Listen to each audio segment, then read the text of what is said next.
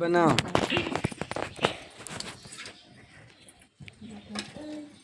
आरती जय भगवान। चलो गणेश जी की पहले आरती करा जाते हैं। कपूर में जला पकड़ो 3 नहीं कपूर ये काया है अनुष्का बता दियो लाइन तो जला दियो नहीं रहा अबे जरे लाइट रखिए तो कब भगवान जी का सदा दे रहे हैं तिलक लगा दियो। ये बैलंदी है का कपूर लाई तो रखा रहा दियो भागा जा तुम चिल्लाई तो खत्म कर दियो आरती में कपूर चाहना जी बात ये फरमा उठा कलेजा बटुरिया। अभी तो आरती करे भगवान उसका छोड़ खराब डाल तब तक चालू कर दे। चालू है। चालू दिखावा। चालू वाला गणेश भगवान की आरती बतला रहे आप लोग। आई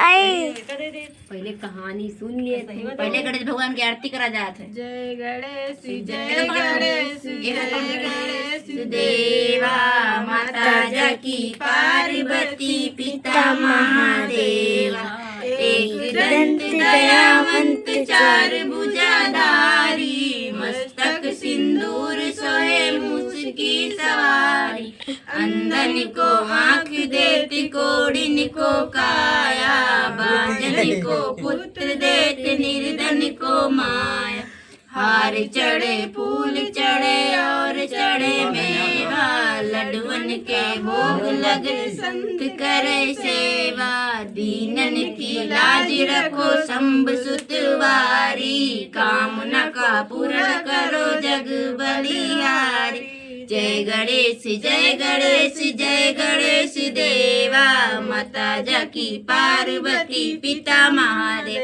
बोल दो गणेश भगवान की जय जगह ना बोले कटकिया रोटियां गए हमारे के मैंने बोले अब भैया दूध वाली लगाओ कहानी हुआ वैसे कहानी पढ़ो पहले आरती देखो माता भाई दूध की पढ़ो कहाँ नहीं कहानी मन नहीं चले बुक में कहानी पढ़ो बच्चे न करो।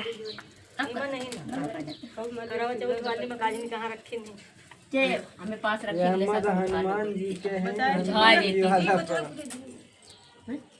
कहते भैया देव का कहानी वो कहा सुनो हाँ सभी नांगो पहले पहले भैया तुम्हारी कहानी सुना जाती पढ़ना कहाँ हुई।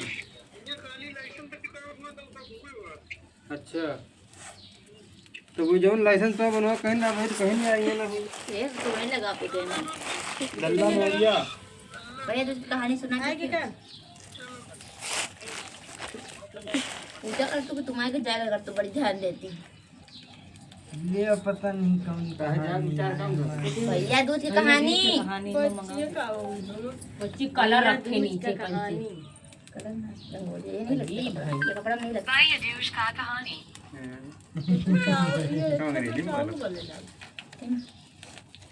रात से तू गरम पड़े रहा तो बाकी जाती वो बीच वाला है ना बात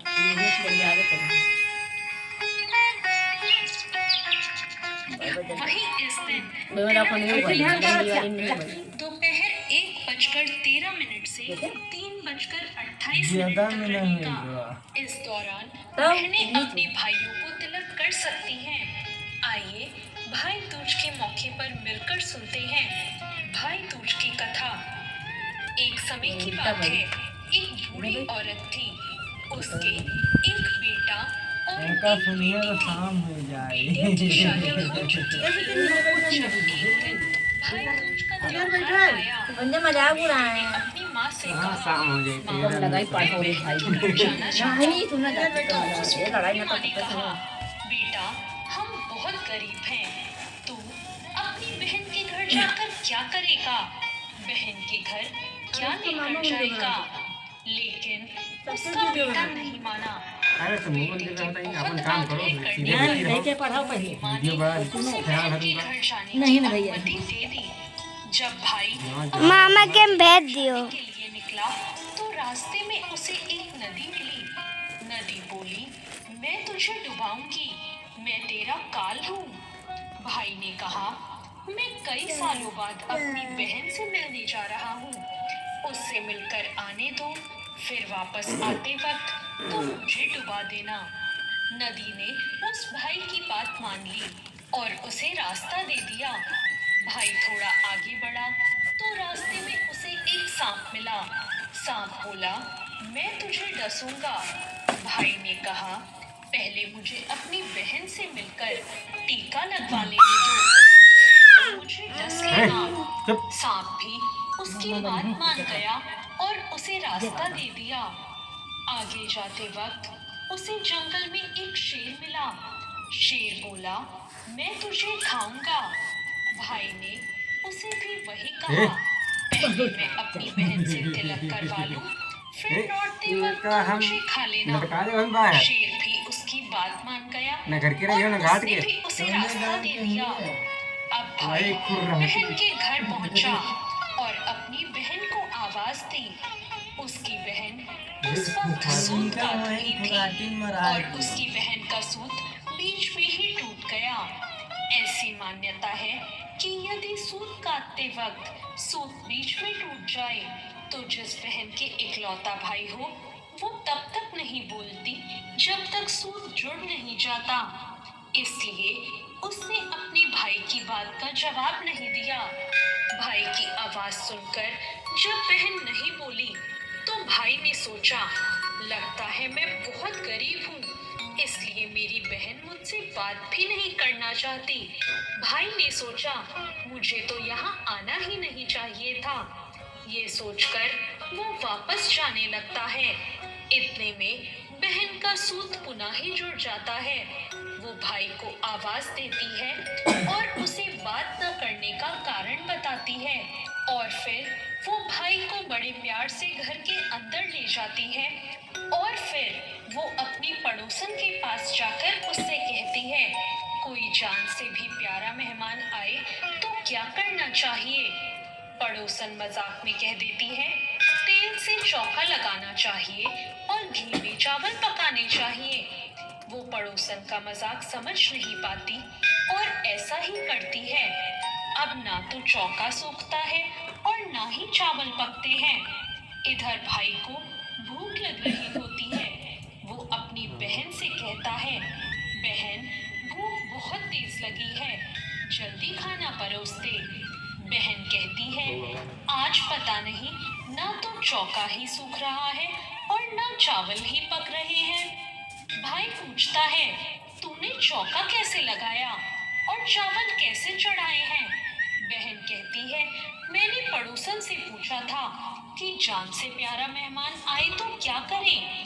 उसने कहा, तेल से चौका लगाओ और घी में चावल पकाओ। भाई बोला, अरे मेरी भोली बहन, कभी तेल का चौका सूखा है और कभी घी में चावल पके हैं। तू तो ऐसा कर, पानी का चौका लगा और पानी में ही चावल पका। बहन ने ऐसा ही किया और ऐसा करते ही चौका भी सूख गया और चावल भी पक गए। तब बहन ने भाई को भोजन कराया और उसके तिलक किया। फिर भाई बोला, माँ अकेली है, अब मुझे कल वापस जाना होगा। अगले दिन बहन जल्दी उठकर गेहूं पीसकर भाई के लिए लड्डू बनाती है और कुछ लड्डू अपने बच्चों के लिए रखकर अपने भाई को विदा करती है। सुबह जब बच्चे सोकर उठते हैं तो अपनी माँ से खाने को कुछ मांगते हैं तो माँ उन्हें वही लड्डू दे देती है। लड्डू देते वक्त वो देखती है कि ये तो हरे रंग के हो गए। अब वो चक्की में देखती है। उसने देखा कि गेहूं के साथ एक सांप भी पिस गया होता है। अब वो उन लड्डुओं